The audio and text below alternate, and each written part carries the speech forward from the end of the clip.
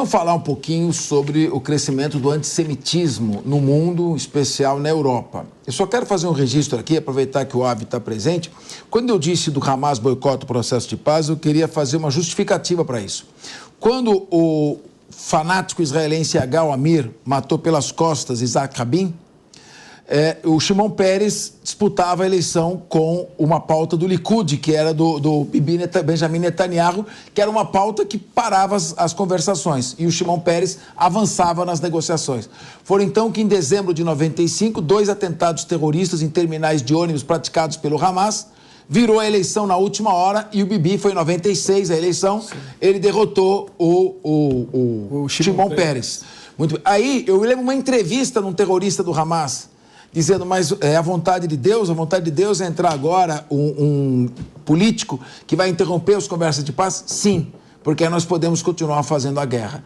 É uma prova de que o Hamas não quer a paz, ele quer apenas oportunidade para destruir Israel. Eu quero ouvir os seus comentários também, mas antes nós temos aqui uma notícia importante, nosso correspondente internacional na Europa. A França registrou uma forte alta em atos antissemitas desde o início da guerra entre Israel e Hamas. Essa informação preocupante foi confirmada pelo ministro do Interior do país. A gente conversa agora com o nosso correspondente internacional, especialista em política internacional e geopolítica, Luca Bassani, que traz mais informações. Luca, o que apontam esses índices e parece que a situação está pior na França mesmo, dentro da Europa? É sim, Capeza, é uma situação extremamente adversa que vive a comunidade judaica em toda a Europa, mas também na França. Antes de falar sobre os casos lamentáveis de antissemitismo, é importante a gente falar sobre a demografia do povo judeu. Eles que antes da Segunda Guerra Mundial eram cerca de 18 milhões em todo o mundo, hoje não são nem 16 milhões. Portanto, em 78 anos, não conseguiram recuperar a sua população no pré-guerra. A gente vê que atualmente o maior país judeu é Israel, com cerca aí de 7 milhões de judeus. Os Estados Unidos também aí mais ou menos na faixa dos 6 milhões e meio. E o terceiro país é a França, com 500 mil judeus. É o país, inclusive, com a maior comunidade judaica na Europa. E foi lá que os maiores casos de antissemitismo foram registrados desde que começou a guerra entre Israel e o Hamas. Até agora, em cerca de 40 dias, foram mais de 1.500 casos registrados de antissemitismo pela polícia e também foram divulgados pelo Ministério do Interior, o ministro Gerald Darmanin, que disse que é uma situação extremamente preocupante. Se nós compararmos com 2022, quando que no ano inteiro, ou seja, em 365 dias, foram um pouco mais de 400 casos, ou seja, 300%, até mais do que 3 vezes o aumento do que aconteceu o ano passado inteiro em apenas 40 dias. Isso mostra que a população judaica está novamente sob ataque, obviamente que não na mesma proporção do que foram os tenebrosos anos do nazismo, da República de Vichy na França, entre outros estados fantoches que ajudavam a máquina nazista a eliminar os judeus, mas é uma situação muito nova se nós compararmos com as outras décadas que seguiram a Segunda Guerra Mundial. A gente vê casas sendo pichadas com estrelas de Davi, estabelecimentos judaicos, sinagogas, famílias que são de origem judaica também sendo agredidas verbalmente, fisicamente, o que preocupa muito que essas manifestações que muitas vezes pedem a criação do Estado palestino, que é uma causa legítima, se confundam com atos antissemitas de pessoas que efetivamente pedem para matar os judeus, que pedem para que as câmaras de gás voltem a funcionar e pedem a jihad e a eliminação de todo o povo judeu, que é realmente um absurdo. É uma preocupação não só do governo da França, que divulgou esses dados, mas também o governo do Reino Unido divulgou que são centenas de casos também de antissemitismo que aconteceram desde que começou a guerra, aqui na Alemanha da mesma maneira. Então, os governos europeus que têm também em seus países, muitos cidadãos muçulmanos provenientes de diversas ondas migratórias e que muitas vezes se alinham automaticamente com a causa palestina, precisam saber que dentro da Europa tanto a islamofobia quanto o antissemitismo não tem lugar e, obviamente, combater essas medidas colocando na prisão as pessoas ou até processando criminalmente por placas, por falas que firam a existência ou a possibilidade de existência pacífica do povo judeu em solo europeu. Luca Bassani, eu não sei se você tem esses dados, claro, a polícia ainda está investigando, não se tem a origem de quem são esses, de onde vêm esses ataques, mas dá para ter pelo menos uma ideia se nessas manifestações antissemitas elas provêm de imigrantes muçulmanos que vêm do Oriente Médio e têm naturalmente um ressentimento e tem um envolvimento direto, ou se são manifestações racistas com aquele espírito colonialista europeu de supremacismo. Qual a sua avaliação, se você tem algum tipo de base de dado para isso? Olha, Capês, os dados demográficos em si não foram divulgados sobre as pessoas que foram presas pelos atos antissemitas. Então, a gente não pode falar categoricamente se foram imigrantes muçulmanos ou se foram europeus natos que têm um sentimento racista, antissemita, como você bem descreveu. Mas a gente sabe que por trás da organização de muitas manifestações pró-Palestina ou manifestações que até falam do rio ao mar, essas frases que acabam caindo também num discurso antissemita, elas são organizadas por imigrantes de primeira, segunda ou terceira geração, que têm algum tipo de relação sanguínea, relação histórica de seus antepassados de países provenientes do Oriente Médio, e aí pode-se falar sobre um aspecto cultural. É difícil a gente falar com 100% de certeza, a gente sempre aqui na Jovem Pan preza por um jornalismo transparente, com os dados conferidos, mas é sim um sentimento que é observado também em cidades onde há maior porcentagem de muçulmanos em relação ao interior do país, onde manifestações pró-Israel aconteceram majoritariamente, se nós compararmos com as grandes cidades que têm um contingente maior de imigrantes. É uma questão demográfica complexa. A Europa tem medo de reprimir essas manifestações, até mesmo prender as pessoas de forma justa por atos antissemitas, e isso reverberar com o ressurgimento do terrorismo islâmico em solo europeu, lembrando que em várias ocasiões durante os últimos 20 anos, Inglaterra, Bélgica, Alemanha, Reino Unido, entre diversos outros países, sofreram atentados terroristas pelo Estado Islâmico, a Al-Qaeda, entre outras facções fundamentalistas islâmicas que têm seus braços aqui na Europa também. Então, eles têm medo de se falar abertamente contra a causa palestina ou muito a favor de Israel, isso possa se tornar um problema da violência doméstica através do terrorismo internacional, que infelizmente ainda é presente por aqui. Renato Batista, a sua pergunta. Oi, Luca, boa noite para você. No Linha de Frente de ontem, eu cheguei a te perguntar sobre como os governos e outros países estavam lidando com essas manifestações antissemitas, principalmente na Europa. Agora, minha pergunta para você é mais no sentido de que você faça uma análise, porque, veja só, a França proibiu manifestações pró-Palestina ou manifestações que falassem do Hamas, e as manifestações aumentaram de tamanho. A gente tem visto isso em vários outros lugares. Na Alemanha, o Olaf Scholz falou de proibir essas manifestações há 4 dias. A minha pergunta vai na linha de: será que esse tipo de proibição não acaba, de alguma maneira, fazendo com que mais pessoas que apoiem essas causas nefastas de defender terrorismo acabem se revoltando com essas proibições e esses protestos acabem aumentando? Pergunto isso porque aqui no Brasil, nesse sentido, nada é feito com relação a essas manifestações e elas têm aumentado. Será que, eventualmente, uma proibição, como a que foi feita na França, na Alemanha, em outros países, não poderia, eventualmente, até fazer com que essas manifestações aumentassem? Olha, Renato, essa é uma boa questão que vai desde a psicologia humana, né? O que é proibido sempre as pessoas têm a vontade de fazer com ainda mais furor. A gente vê nesse caso, uma das manifestações que deixou muitos dos britânicos assustados foi a que aconteceu no último final de semana. O último final de semana é um dia muito importante historicamente para os britânicos, chamado de Remembrance Day, o Dia da Memória, em que se lembra de todos aqueles que morreram pelas mazelas das principais guerras mundiais, das 2 guerras mundiais, da Primeira e Segunda Guerra, e que há manifestações de orgulho britânico mostrando tudo que os soldados fizeram para libertar o Reino Unido e a Europa do nazifascismo também, lembrando da crucial posição de Winston Churchill. E naquele mesmo dia, em outros pontos da cidade, muitas manifestações pró-Palestina, contra o Ocidente, em alguns dos seus discursos aconteciam. Então, como que se pode aceitar essas duas coisas, ou até mesmo a tomada de um feriado nacional por uma causa que não é necessariamente uma causa britânica, não tem a ver com a história britânica de maneira tão intrínseca. A gente vê que aumentou sim, mas aquilo que ao mesmo tempo tem aumentado nas ruas não tem sido feito pela polícia de maneira exemplar. Como o Hamas é considerado pela União Europeia uma organização terrorista, qualquer apologia ao Hamas, qualquer apoio explícito ao Hamas pode ser então processado criminalmente. Eu sempre digo que eu não sou da área do direito para não fazer nenhum tipo de erro, mas eu sei que é sim considerada uma organização terrorista dentro da União Europeia e quem apoiar pode ir preso, pode pagar uma multa. Então tem que ter a aplicação dessa lei de maneira mais severa para coibir esses atos. Afinal, não se pode viver numa sociedade em que isso é tolerado ou que isso é até louvado, como em alguns casos a gente tem observado.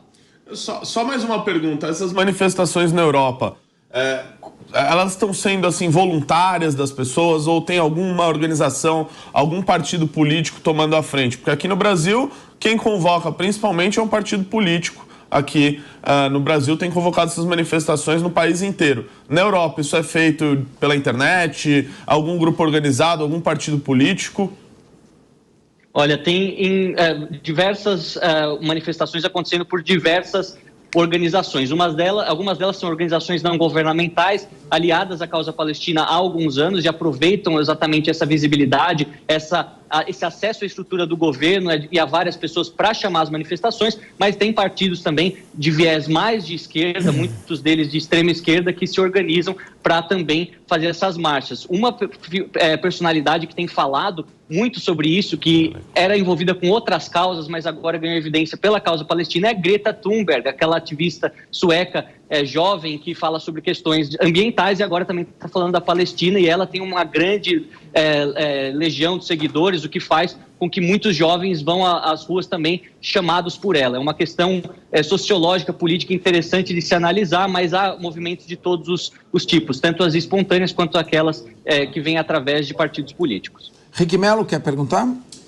Luca, a gente tem visto essas manifestações e muitas vezes a gente vê muitos jovens, né? Tenho visto um número grande de pessoas mais jovens e também a gente tem visto que muitas coisas aí combinadas pelas redes sociais.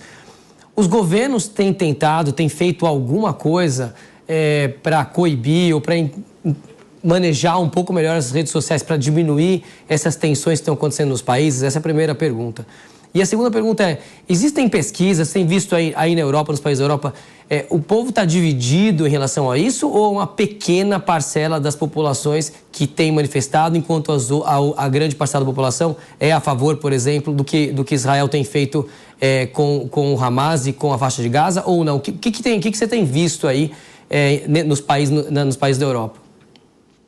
Olha, o que a gente tem observado é que é uma questão que divide muito a população, mas não se tem dados oficiais sobre quantos apoiam Palestina, quantos apoiam Israel. A Europa segue, em sua maioria, uma posição pragmática de apoiar a solução dos dois estados, então não necessariamente porque alguém é a favor da causa palestina, ela vai ser contra o Estado de Israel ou vice-versa. O problema são os exageros, são as pessoas que defendem abertamente o Hamas, que querem a destruição do Estado de Israel, coisas que são, obviamente, anticonstitucionais, que são também antissemitas de maneira muito explícita. O que os governos têm visto de dificuldade no manejo dessas redes é que tudo acontece de forma muito espontânea, geralmente a população mais jovem, então é muito mais rápido do que uma manifestação de outra faixa etária, de outras causas sociais, que acabam juntando pessoas de todas as idades e aí demora um certo tempo para se organizar. Muitas delas acontecem de forma espontânea, 2, 3 dias antes, e aí aparecem milhares nas ruas, muitos pacíficos, outros tantos violentos, e aí foge do controle, e o governo sempre com essa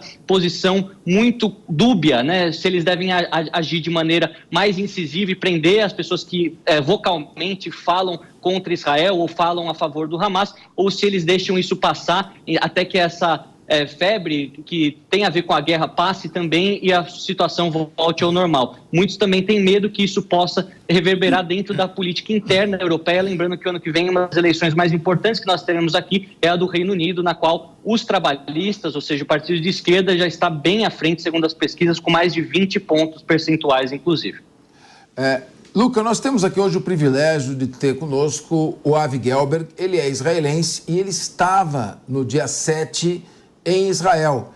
Claro que ele sente muito diretamente o peso do antissemitismo, evidentemente, que está crescendo no mundo, que está crescendo no Brasil assustadoramente. Eu atuei num grupo de combate a antissemitismo nos anos 90, mas eram pichações em sinagogas.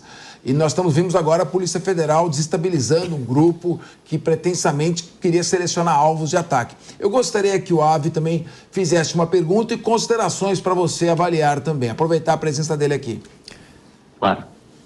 Boa tarde aí, boa noite. Boa noite, está na Alemanha. Está na Alemanha.